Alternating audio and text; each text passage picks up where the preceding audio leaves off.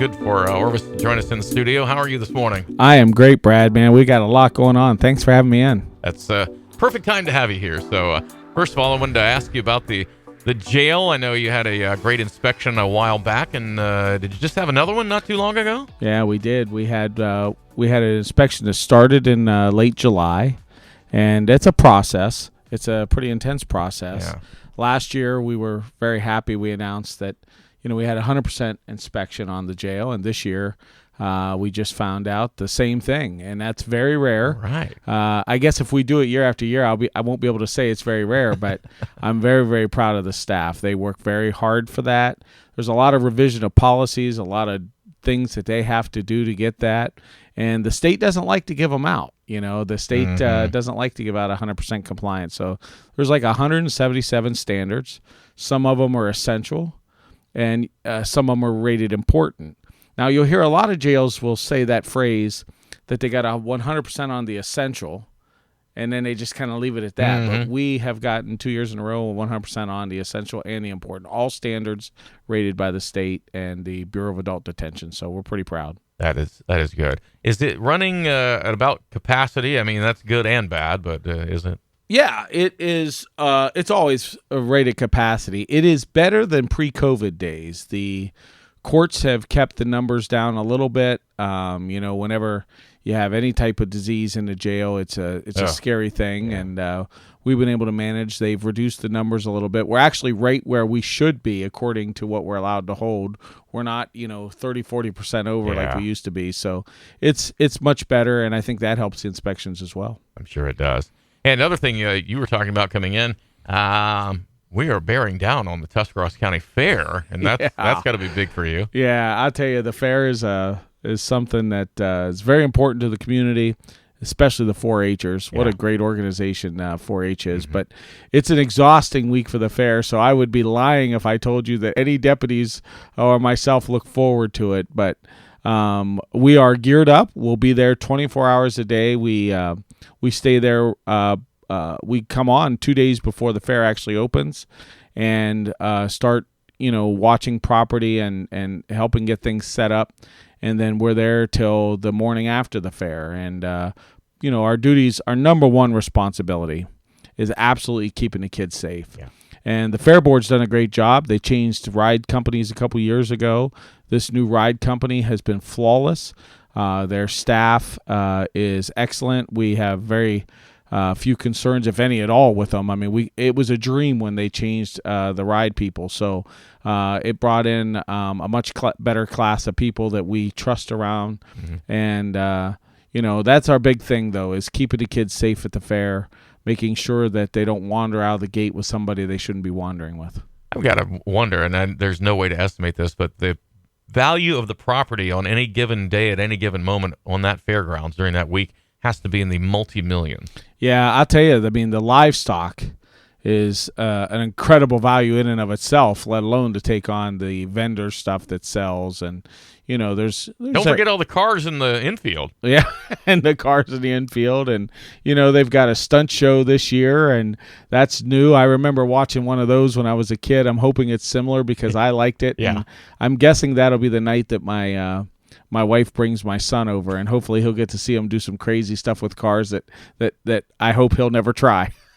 Right. This is for professionals only, That's son. exactly right. I remember when I was a kid, they had an attraction, I think it was called Joey Chitwood stunt. Yeah. And I remember the big stunt at the end was the car jumped through a Mr. Pibb truck, which was a big tube, and it launched through the air over a bunch of other cars, and, big deal. Left an impression on you, didn't it? It did, and I'm hoping that this one is fun too. I mean, like I say, it's a long week for us, but, when kids come over there, it gives us an opportunity. We pass out a lot of badges, little kids sticker badges and things like that. We get to interact with people, and it's draining, but it's good. And unfortunately, I will probably pay one too many visits to the pork trailer. They've got a pork burger over there that just calls my name every single day. It is very good. Yeah. It's a good chance for you to do some PR because, they can see, hey, these officers, the deputies are good people, and they're helping me. I mean,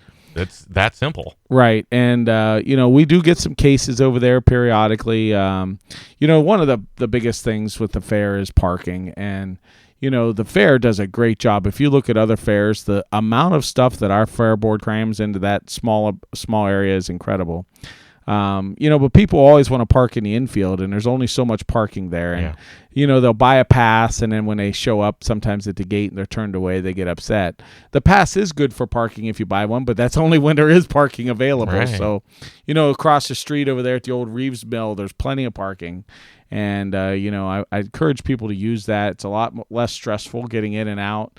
You got to walk a couple 100 yards maybe, but you're coming over to walk all day anyway. So, maybe if you do that, it just takes some stress out of your day. It's stretching exercise, too. Absolutely. As far as the number of calls, complaints, as we call them, has that stayed steady? Are you guys busier, less busy? No, it stayed steady. It's very busy. Certain types of cases go up this time of year.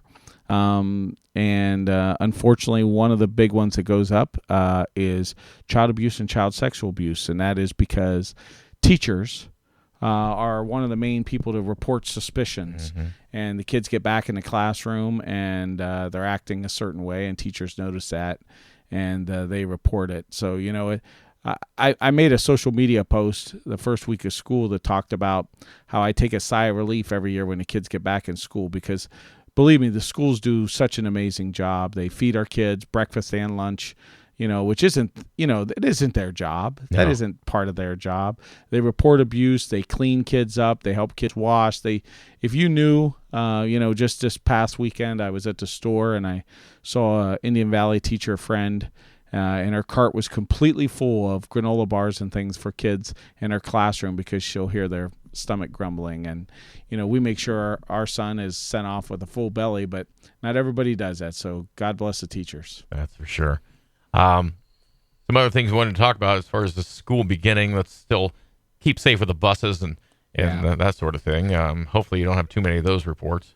No, we do get reports of excessive speed in school zones. One of the things that happen is apparently, kids, not as many kids must ride buses as they used to. And we'll get these long lines of parents, and sometimes they're blocking streets. And, you've really got to be aware if you're near a school to slow down because, there's out at York Elementary, there's a whole line of parents trying to get in there. And a lot of these schools were built on very narrow roads or streets at a time when not as many people did that. And now they're really congested. I know that was a big hot topic for New Philadelphia a couple years, and it remains to be a very big problem. But it's all over the county. I mean, just speeding during that time, just remember, the kind of mistake you'd make there by driving at excessive speed at a school causing somebody to get hurt or killed it's not something you'd ever recover from. So yeah, we ask you to slow down. About guns, are you seeing more cases with guns? I know you said there was a little incident over the weekend. Yeah, we just had an incident this morning. And I can tell you that murders, aren't necessarily up, but shootings are certainly up. We get far more shootings than we used to. People shooting at each other, even if they don't hit. This morning, sometime after 1 a.m., we had a shooting where a car was shot up and an individual was shot. Minor injuries at some sort of incident that took place at a bar in Mineral City. So I've got crime scene guy and detectives are working on that now and have been since the middle of the night. And it seems like people are a lot less patient, a lot more brazen than they should be. Not that they used to be, but that they should be. I mean, people just, need to slow down and think about how, this incident changes if that bullet flies a little better and hits its target. And but we do see more of that. We do see more of a gun culture where and I'm going to have to say the bad guys. I mean, we don't have a lot of instances where really upstanding citizens are pulling guns and shooting at people. Those right. people know not to do that. But it does seem like we get far more shootings than we used to. One more thing. At the end of October, there are two unrelated events coming up. One is a drug take-back day, and the other one is Halloween with Trick or Treat. So if you could comment on each of those. Yep. Well, I will tell you that, narcotics is probably the number one thing that we are still working on. addiction, drugs, even alcohol is driving all the crime in Tuscarawas and all the counties. I know all the sheriffs, and I'll tell you the same thing.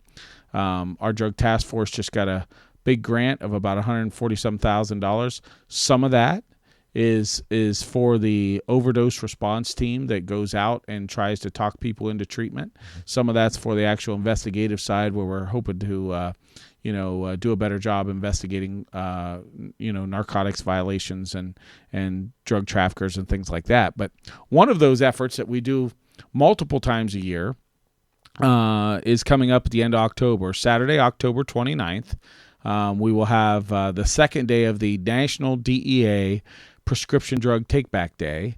We do several of them in between, but every April and every October, the DEA sponsors a national one, and you'll hear it on the radio.